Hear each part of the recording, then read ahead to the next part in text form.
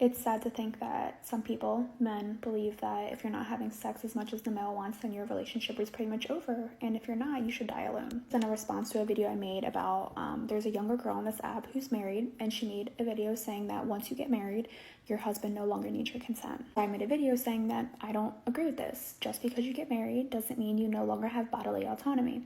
And quite a few men said, if that's what she wants to do, that's her business, let her be. And the point of my video wasn't to say your husband should ask for your consent. If you and your husband decide consent isn't necessary, that's between you and your husband. But that's not what her video said.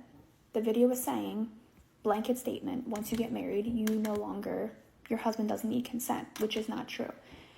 Being married doesn't take away your bodily autonomy. So I was saying that's not something we should be promoting to encourage people that once you get married, you don't need consent. I've seen videos of women saying either they, just gave birth to a baby and their husband wanted to have sex and it wasn't safe to do so yet, or they were pregnant and were a high-risk pregnancy and the doctor put them on strict bed rest and their husband wanted to have sex and they didn't want to, but the husband basically said, I'm going to be mad at you if we don't do it.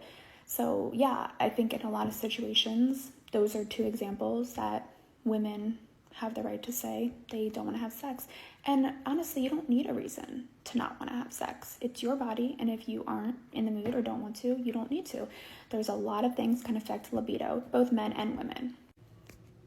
And you can also, as a woman and man, want the other person you're married to respect you and have consent, but that doesn't mean you're not having sex with them. A lot of the men in the comments assume that if you believe that your partner still requires consent, then you're not having sex with them enough, which isn't the case. Two things can be true.